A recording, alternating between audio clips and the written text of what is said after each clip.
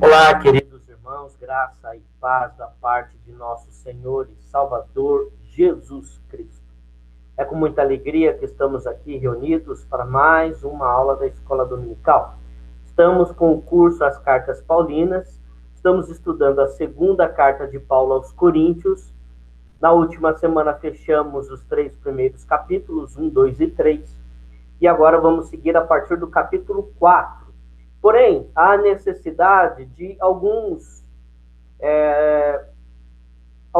aulas, algumas abordagens que estão no contexto do texto para nos ajudar a compreender, e é isso que faremos hoje. Então, a gente não vai fazer o estudo indo ponto a ponto da carta, mas vamos trazer alguns temas, tratar alguns assuntos que certamente nos ajudarão na compreensão do texto, né? Na compreensão do texto. Então, queridos irmãos, vamos iniciar a nossa aula de hoje com uma oração. Pai de amor, Pai de bondade, obrigado, Senhor, pela escola dominical, obrigado pela tecnologia que mesmo em meio à pandemia, com os templos fechados, o Senhor nos permite, ó Pai, estarmos falando, divulgando, estudando a Tua palavra. Que o Senhor possa falar poderosamente aos corações nesta manhã, em nome de Jesus. Amém. Então, como eu estava dizendo, né, nós vamos seguir. Nós encerramos a aula anterior, que está na nossa página no YouTube. Aliás, você tem muito material na nossa página no YouTube, inclusive esse curso todo até aqui. E nós vamos, então, projetar a nossa tela, como sempre fazemos, como de costume, para a nossa aula de hoje. Eu espero que você aproveite ao máximo o que vai ser oferecido nesta manhã para você, tá bom? Vamos lá, vamos seguir então projetando a nossa tela.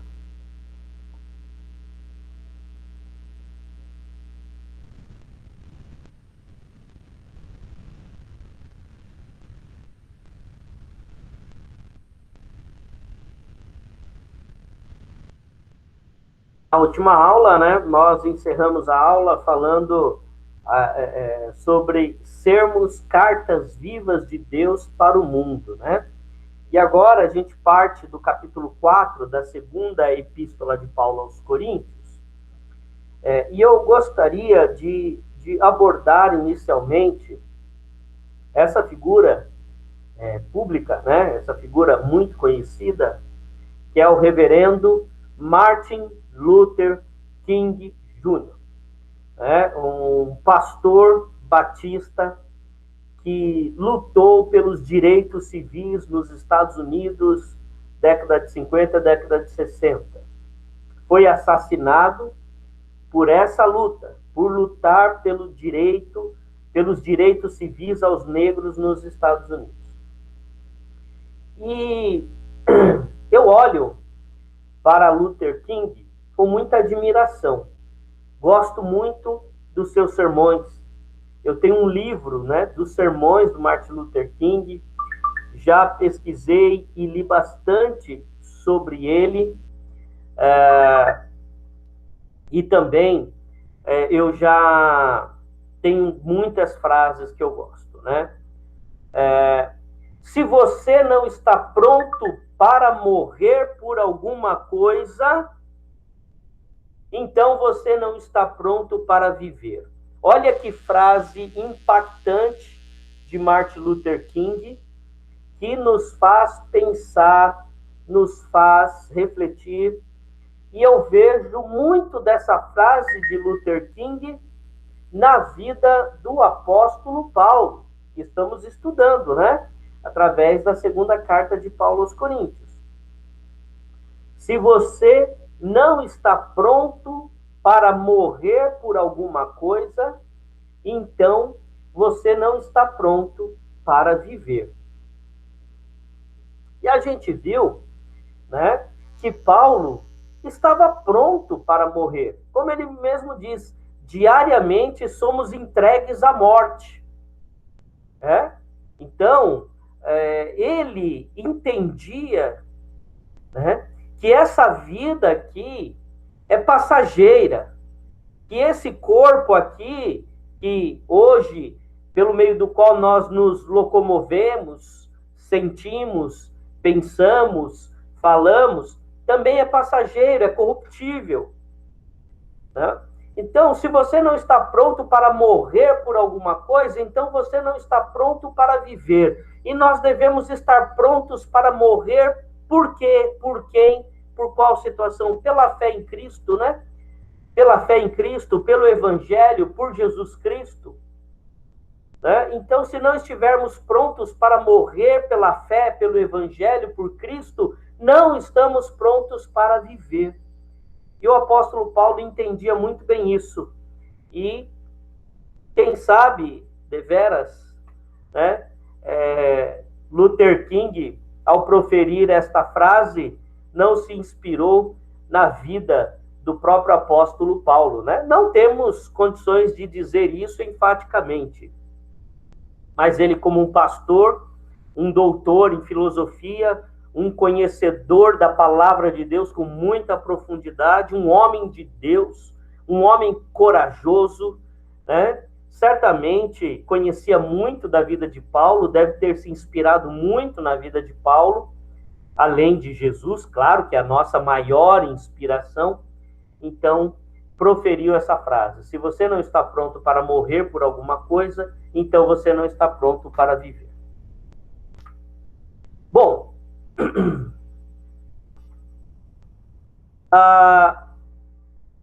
ressignificar.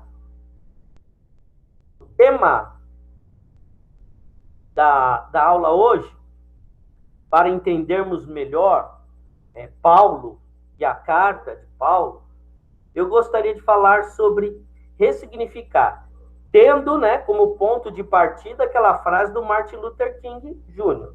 Se você não está pronto para morrer por alguma coisa, você não está pronto para viver. Ressignificar. Quando a gente olha para a vida de Paulo, né, é importante falarmos agora um pouco sobre a vida de Paulo antes de continuarmos a carta, porque nós vamos entrar aí em passagem-chave da segunda carta de Paulo. Nós precisamos entender que a vida de Paulo, né, ele ressignificou a sua vida, ressignificou o seu sofrimento, ressignificou os seus pesares, ressignificou. O que é ressignificar? Atribuir um novo significado a alguma coisa, alguém. Atribuir um novo significado a. Dar um sentido diferente a alguma coisa. Redefinir. Aí nós temos um exemplo. Aquele congresso ressignificou minhas convicções. A experiência com Jesus que eu tive através de uma enfermidade, através da morte de alguém, através, né, de um livramento, ressignificou a minha vida, ressignificou os meus conceitos, ressignificou, né, a minha compreensão das coisas ao meu redor. Ressignificar, atribuir um novo significado a, dar um sentido diferente a alguma coisa, redefinir. Então, Paulo, ele ressignificou a sua vida. E às vezes, queridos irmãos, a ressignificação é o caminho para seguirmos em frente diante de mudanças, diante de situações de sofrimento, diante de situações adversas. Ressignificar é uma coisa que precisamos considerar na nossa vida. O pastor, às vezes, chega num determinado momento da sua vida que ele precisa ressignificar o seu ministério, né? Ressignificar a sua vocação, né? Dar um novo significado, né? Dar um novo sentido àquilo que ele faz. E Paulo ressignificou a sua vida. que era para alguns vergonha, para Paulo, glorificação a Deus. Olha só o que eu escrevi aqui. O que era para alguns vergonha, para Paulo, glorificação a Deus. Então, Paulo, a gente percebe na vida de Paulo que ele faz um caminho para a ressignificação. Eu vou botar agora, vou colocar aqui um vídeo. Não é segredo para ninguém da igreja, as pessoas que me conhecem, eu sou fã de Star Wars. E eu quero mostrar um vídeo para vocês, um trecho desse filme. E aí, em cima desse filme, nós vamos tentar entender esse caminho da ressignificação. Então, claro, irmãos, vamos colocar tudo aqui, todas as coisas no seu devido lugar, né? Guardadas as devidas proporções, tá? É um filme, é uma fantasia, né? Uma ficção científica, mas quando a gente pega o fundo da história de Star Wars, ela pode nos ensinar alguma coisa. Eu gosto muito da frase de Paulo: observai tudo e retei o que é bom. Né? Então vamos, nessa questão da ressignificação, esse vídeo nos traz aí coisas interessantes que eu queria compartilhar com vocês.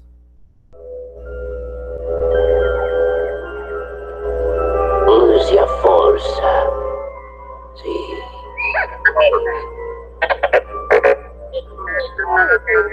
Agora pedra. Cinta.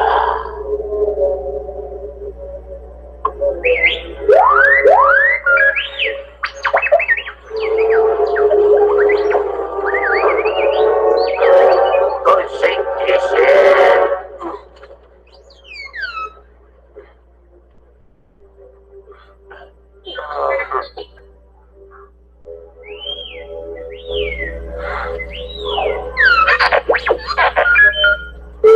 Não. Nunca mais vamos tirá-la daqui. Muito certo está você. Para você, tudo impossível é. Não ouve o que digo eu. Mestre, levitar pedras é uma coisa. Isso é totalmente diferente. Não. Não diferente é. Só diferente sua mente. Você desaprender o que aprendeu precisa. Está certo, eu vou tentar. Não. Tente não. Faça. Ou não faça. Tentativa não há.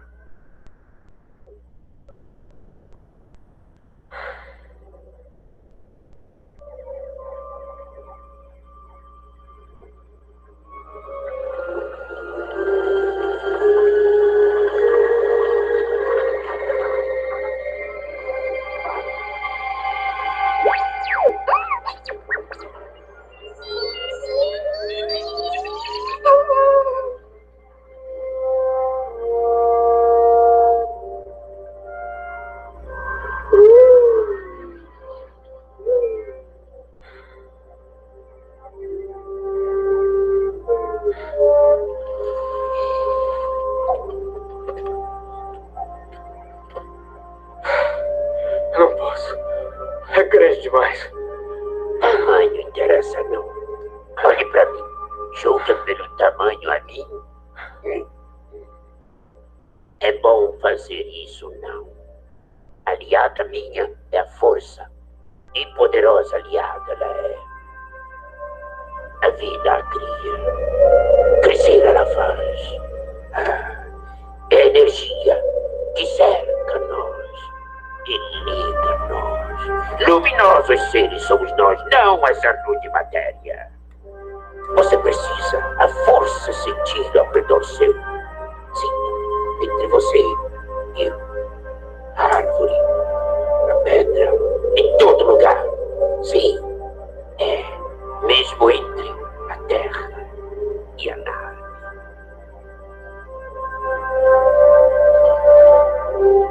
Você quer o impossível.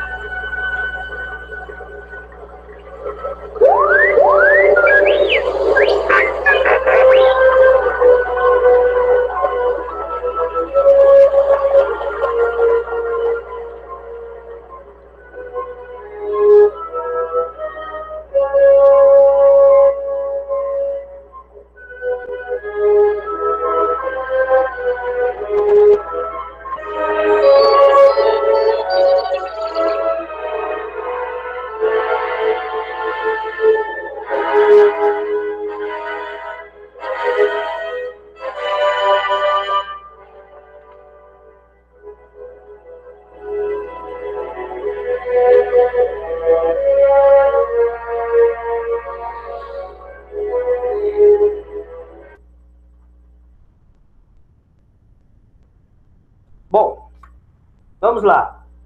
Esse é um trecho do filme Star Wars, O Império Contra-Ataca. Luke estava sendo treinado para ser um Jedi, né? O rapaz aí. E ele era um filho de um Jedi, mas a mãe dele morreu quando ele nasceu. Só que o pai dele, né, é o Darth Vader, muitos conhecem a história, ele era um Jedi que havia se convertido ao mal, né? Então ele havia se tornado um inimigo dos Jedi, e aí ele perseguiu todos os Jedi e praticamente exterminou todos os Jedi do universo, né? Os Jedi que eram chamados Guardiões da Paz, né? E Yoda era um antigo mestre Jedi que estava nesse país, nesse planeta distante, escondido, né? E aí, Luke, ele cresceu numa família dizendo que ocultou dele essa verdade, né? Escondeu dele toda a história de quem ele era filho, né? Que a família dele era muito poderosa na força, né? Que é o segredo deles lá na história do filme, né?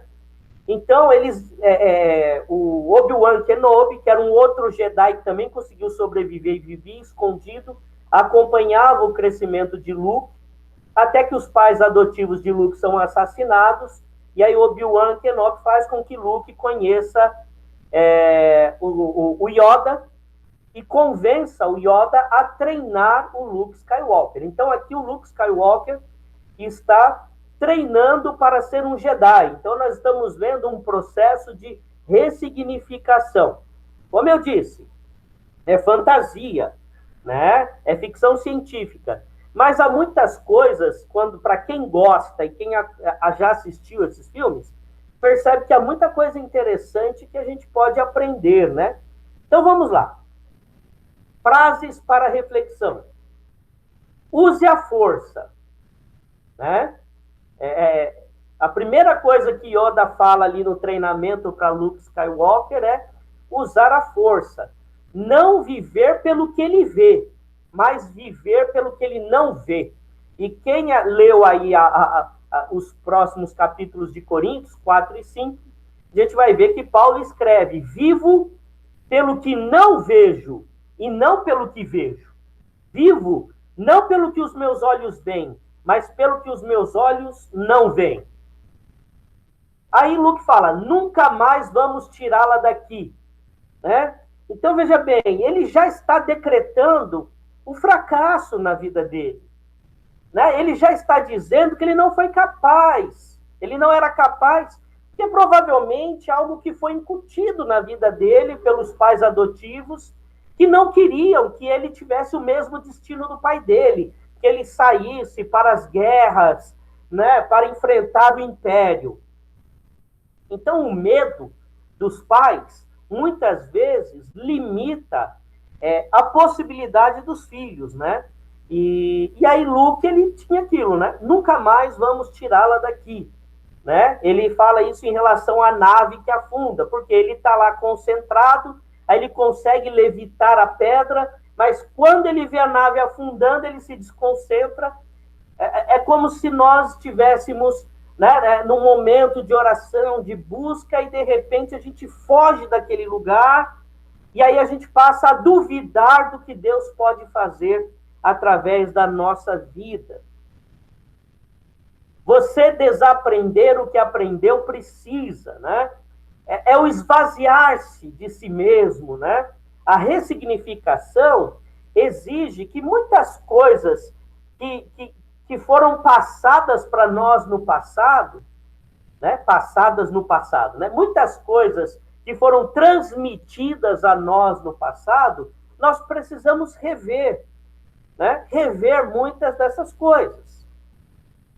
Não posso, é grande demais. Olha, mais uma vez a gente percebe um discurso derrotista em Luke Skywalker. Nunca mais vamos tirá-la daqui. Quer dizer, ele já condenou, acabou, não tem mais chance. Não posso, é grande demais, né? Aliada minha é a força e poderosa ela é. Então, a gente vê que o Yoda, com toda a sua experiência, ele não se desespera, né? Mas ele mantém a sua confiança na força. Luminosos seres somos nós e não essa rude matéria. Aquilo que Paulo fala, né? Ainda que o nosso homem exterior se corrompa, o homem interior se fortalece, né? Luminosos seres somos, não nós, e não essa rude matéria. Quer dizer, nós não estamos limitados a este corpo. Você precisa a força sentir ao seu redor, aquilo que ele não via, né? Então, essas frases eu trago aqui para uma reflexão baseado na ressignificação, né? E aí nós vamos para algumas passagens não citadas, mas que a gente percebe em Paulo, na vida de Paulo. E aí eu fiz um paralelo com cada frase que eu tirei.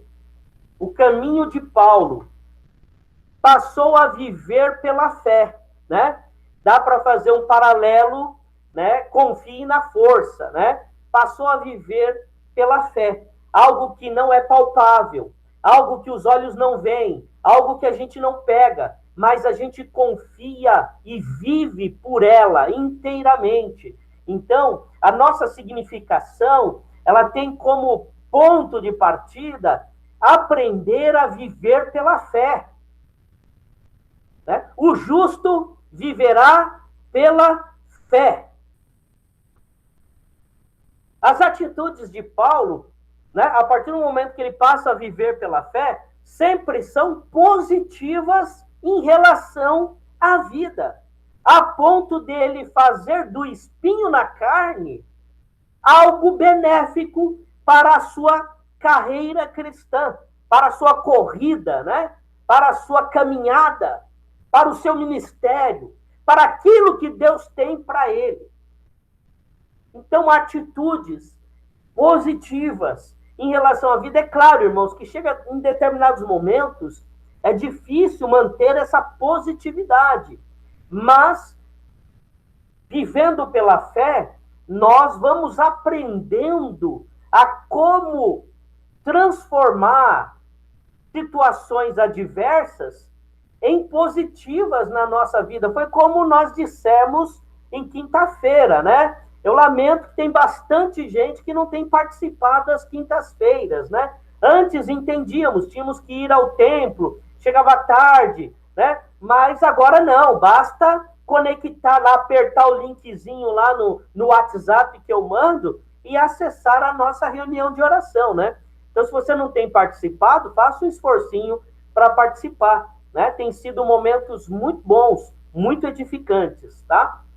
Então, suas atitudes sempre foram, suas de quem? De Paulo, sempre foram positivas em relação à vida.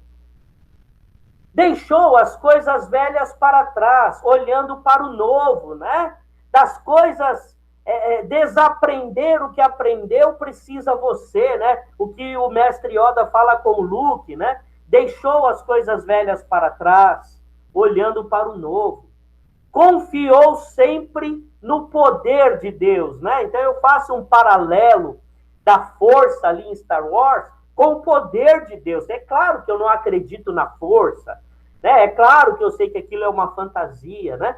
Mas eu faço paralelos e procuro reter o que é bom. Confiou sempre no poder de Deus, né? Viver pela fé é confiar totalmente, plenamente no poder de Deus. Assim como Yoda fala, tem a força como a sua aliada, né? Paulo teve a fé como sua grande aliada, né? A gente percebe na caminhada de Paulo, muitas vezes, que ele só tinha fé para se agarrar. Então, quando você só tiver a fé para se agarrar, é aí, meu querido, minha querida, meu irmão, minha irmã, meu amado, minha amada, quando você só tiver a fé para se agarrar, é aí que você terá tudo na sua vida. Tudo. Porque nós vivemos pela fé. Então, nunca diga, eu só tenho a fé para me agarrar. Não, diga, eu tenho a fé para me agarrar. Porque quem tem fé tem tudo o que precisa. entendeu o segredo do homem interior. Por isso que as perseguições, os sofrimentos, as agressões, as humilhações, as chicoteadas, o apedrejamento, nada disso impedia Paulo de seguir rumo ao que Deus o havia preparado, rumo ao que ele entendia que tinha que cumprir, que tinha que fazer, porque ele sabia que enquanto o homem exterior podia se corromper, podia se enfraquecer, o homem interior se tornava cada vez mais forte. Queridos irmãos, eu comecei a pastorear muito jovem, né? 75, 85, 95, 20, 98, 23, né? Eu tinha por volta de 30 anos, 2002, 2005, 35, 32 anos, quando eu comecei a pastorear. Um presbítero da igreja, ele no começo que eu cheguei lá, ele falou assim, pastor, eu tenho, às vezes, difícil de olhar para o senhor como pastor, porque o senhor é tão menino, né? Era muito jovem, muito novo, né? Ele tinha mais idade que a minha mãe, ele brincava, ele falava assim, eu sou mais velho que a mãe do pastor. Minha mãe ia lá comigo na igreja, né? E aí minha avó, minha falecida avó ia junto, né? E ele brincava, eu sou mais velho que a mãe do pastor e quase da idade da avó do pastor, né? Eu era muito novo. Então, o meu homem interior, o meu homem exterior, ele era muito mais forte do que o de hoje, né? Eu era mais um pastor de jovens, estava sempre com os jovens, jogando bola, tal, tinha muito mais pique, muito mais disposição do que tenho hoje. Porém, o homem interior de hoje, ele é muito mais experiente. Não que eu não tenha ainda que adquirir experiência. Aquilo que Paulo fala, não que eu já tenha alcançado, mas eu persigo. Mas eu tenho a consciência de que o que eu alcancei hoje, né, me faz diferente daquele pastor de 2003, 2004, né? A minha primeira igreja, eu fui ser pastor em 2003. Nós estamos em 2021, quase 20 anos já de pastorado, né? Então, eu tenho consciência. Não que eu já tenha alcançado, mas sigo, né? Sigo na busca. E eu vivi já nesses quase 20 anos muitas coisas. Então, assim, o homem exterior, ele já está mais velho, ele já está mais cansado, ele já tem doenças que ele não tinha em 2002, 2003. Quando que eu sonhava que eu ia ter diabetes, que eu ia ter pressão alta, que eu ia tomar remédio para colesterol, né? Nada disso. Então, o homem exterior se corrompeu ao longo dos anos, mas o homem interior, não. Pelo contrário, ele se fortaleceu. Eu cometi erros como pastor no início do meu ministério que eu nunca cometeria hoje. Eu cometi erros com boa vontade, claro, mas como dizem, de boa vontade o inferno está cheio, né? Tentando acertar, eu cometi erros que certamente, se eu me deparar com situações parecidas, não vou cometê-los agora. Né? Então é isso. Enquanto o homem exterior vai se corrompendo com o tempo, o homem interior ele vai ficando cada vez mais forte, né? E Paulo tinha consciência disso. A perecividade, né? A perecível vida presente com seus males frente à vida eterna com Deus. Então, a gente percebe, esse eu chamo do caminho da ressignificação de Paulo. Porque quem era Paulo? Paulo era um perseguidor da igreja. Paulo era um homem que permitiu a morte de Estevão, mesmo sabendo que os judeus não podiam matar ninguém apedrejado, que eles tinham que levar para as autoridades romanas. Mas Paulo consentiu na morte de Estevão. Então, Paulo passou por um processo de ressignificação que fez dele um novo homem a serviço de Deus. Tá? Então, falar sobre ressignificação, eu vou voltar um pouquinho as telas aqui. Falar sobre ressignificação é isso, atribuir um novo significado a, dar um sentido diferente a alguma coisa, redefinir. Né? Então, vimos agora o caminho de Paulo para a sua ressignificação. Por que, irmãos, eu falo da ressignificação? Paulo, a segunda carta de Coríntios, a gente viu no início das aulas sobre 2 Coríntios, Paulo precisa ali defender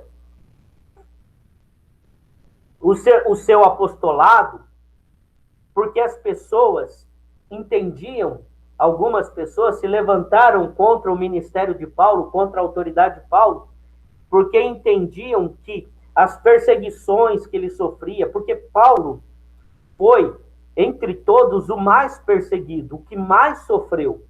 Então, tudo que Paulo passou, eles entendiam que a vida dele, pelos problemas que ele enfrentava, não lhe habilitavam como apóstolo. Então, ele tem que entender e usar a seu favor aquilo que para os outros depunham contra ele. Por isso que eu disse no início, voltando um pouco mais aqui para vocês, né?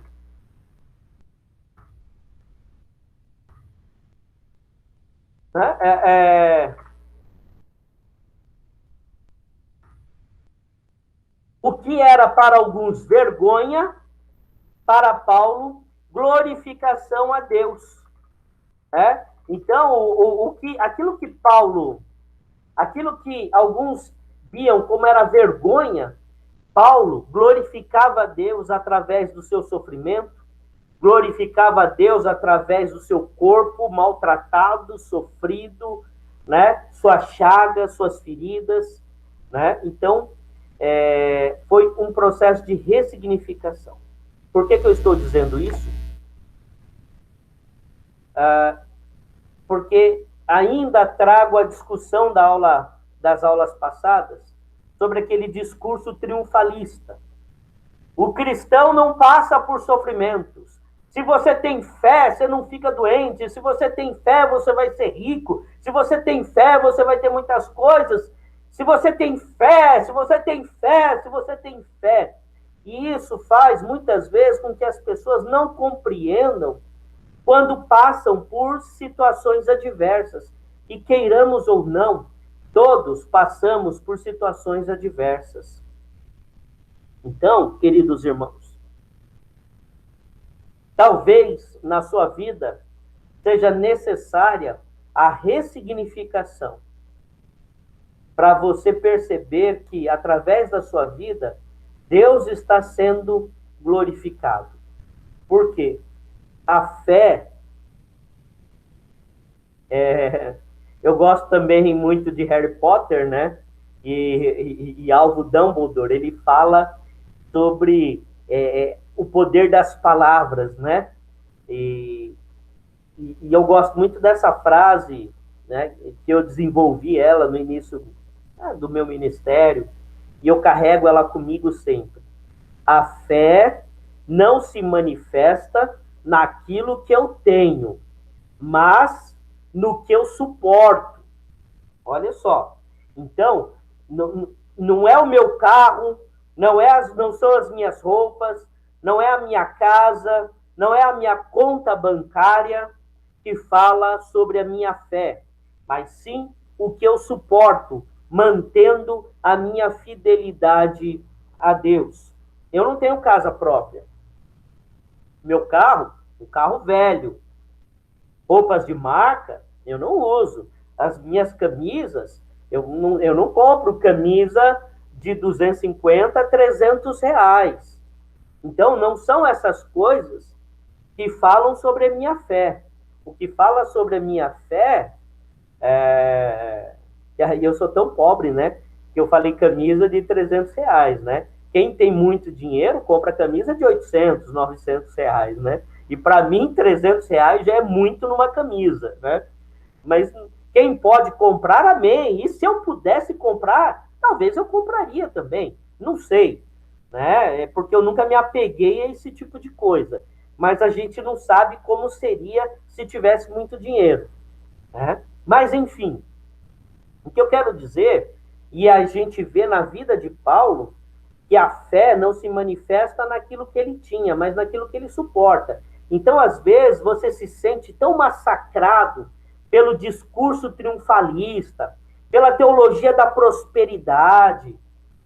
Eu conheço uma pessoa que há um tempo atrás, quando ela passava grandes dificuldades, ela compartilhava comigo e pedia que eu não contasse a ninguém, porque ela tinha vergonha, né, talvez vergonha, de contar que estava passando por algum problema, por alguma dificuldade, porque na cabeça dela talvez aquilo não seria algo que testemunhasse o Deus, porque Deus é poderoso, eu sou filho do rei, eu sou filho do mundo, eu tenho todas as coisas, porque Deus me pôs por cabeça e não por cauda. Aí quando vem o desemprego, aí quando vem a enfermidade, aí quando vem a dificuldade, de repente, cadê esse Deus?